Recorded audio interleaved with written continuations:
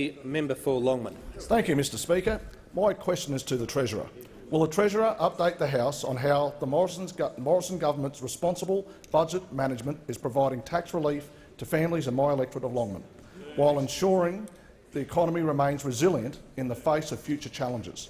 Is the Treasurer aware of any threats to this approach? The Treasurer has the call. Thank you, Mr Speaker, and I thank the member for Longman for his question, but also for his extensive experience in small business. Mr Speaker, he understands that small business is the backbone of the Australian economy, and he was talking to the small businesses across his electorate, including in Caboolture, and they were saying that in the lead-up to last year's election, fear of a Labor Party victory saw the phones go silent, Mr Speaker. But after the coalition's victory, they have been as busy as ever, Mr Speaker, in Caboolture, including the removal business that has bought a $120,000 truck, Mr Speaker, including the garage and shed business that has employed a new crew, Mr Speaker. Now, those businesses are getting the benefit of the coalition's tax cuts for small businesses, legislated tax cuts to reduce the tax rate down to 25%, Mr Speaker, and the extension of the instant asset write-off to companies with a turnover under $50 million and up to $30,000 has been extended. Now, Mr Speaker, the tax cuts that we've provided, including the income tax cuts, have seen more than 8 million Australians receive more than $6 billion in the first 6 months of those legislated tax cuts. And this is helping to create 1.5 million new jobs since we came to government, Mr Speaker, and bringing that unemployment rate down from 5.7% to 5.1% it is today. Now, Mr Speaker, we're on the side of lower taxes, but not everyone in this place believes in lower taxes, Mr Speaker. At the last election, those opposite promised $387 billion of higher taxes and to whack the so-called top end of town, the retirees, the mums and dads, the family businesses. So you can imagine my surprise when I saw that the Leader of the Opposition was interviewed by Andrew Clennell on Sky News, and he was asked a very direct question.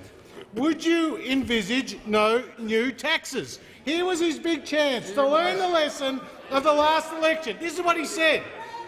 We will consider them in terms of what revenue are required, Mr Speaker. But for Labor, there is never enough revenue, Mr Speaker. Andrew Clennell asked, would you envisage no increase in taxes? Here was the Leader of the Opposition with his big opportunity to rule them out, and he said, I'm not about to make those sorts of announcements, Mr Speaker. Well, the Leader of the Opposition knows that the Labor Party can't manage money. And when they can't manage money, they come after the Australian people's money. The Labor Party took $387 billion of higher taxes to the last election. It's still on their books, and the Labor Party will always be the party of higher taxes. The member for Sydney. The member for Rankin. Thanks, Speaker. My question is to the Treasurer. Last week, the Reserve Bank said very low levels of investment are a very significant issue for the Australian economy. Given that business investment is now down 20% under this Liberal government and is now at its lowest levels since the last recession 3 decades ago, why doesn't the government have a plan to lift business investment and get the economy going again? The Treasurer has the call. Well, thank you, Mr Speaker. Under the coalition, investment outside the mining sector has increased by 34% since we came to government, Mr Speaker. Under Labor, investment outside the mining sector fell by 10% during their time in office. Now, Mr Speaker, the member for Rankin refers to the Governor of the Reserve Bank. Now, the Governor of the Reserve Bank made a very interesting speech last week, and what he said was that the fundamentals of the Australian economy were, in his words, very strong, Mr Speaker. That is what he has said.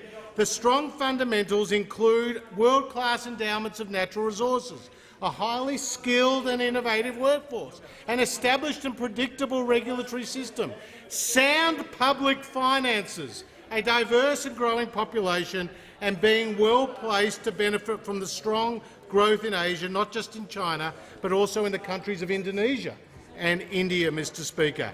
So this is what the Governor of the Reserve Bank of Australia said. So we have a lot to feel fortunate about. We enjoy a set of fundamentals and a standard of living that few other countries enjoy. It's important that we do not lose sight of this. So why is it only the Labor Party who's constantly talking down the Australian economy, Mr Speaker? The Governor of the Reserve Bank is saying how strong the fundamentals. It's because the Labor Party are only interested in the politics of the economy, not the jobs that the economy creates, not in boosting the livelihoods of hard-working Australians. The reality is, Mr Speaker, when we came to government, we inherited a budget that was in a mess. $48.5 billion, around 3% of GDP, was the deficit that the Labor Party bequeathed the Australian people and the coalition. Well, we have seen over the last 6 years a turnaround so that we have now delivered the first balanced budget in 11 years, Mr Speaker. When we came to government, unemployment was 5.7%. Today it's 5.1%. As the Prime Minister has said many times, including yesterday, when we came to government, 2 free trade agreements covered two-way trading relationships. The Treasurer will resume his seat. The member for Rankin on a point of order. Yeah, relevant Speaker. If he doesn't have a plan for No, business the investment, member he for should just Rankin say will so. resume his seat. The member for Rankin, that was not a point of order. The Treasurer has the call. Thank you, Mr Speaker. Our plan for business is creating more jobs, including through free trade agreements, and yesterday was a historic day, including through lower taxes for small businesses and for income earners, including from a 10-year, $100 billion rolling infrastructure program. Only those on this side of the House will reduce people's taxes and create more jobs.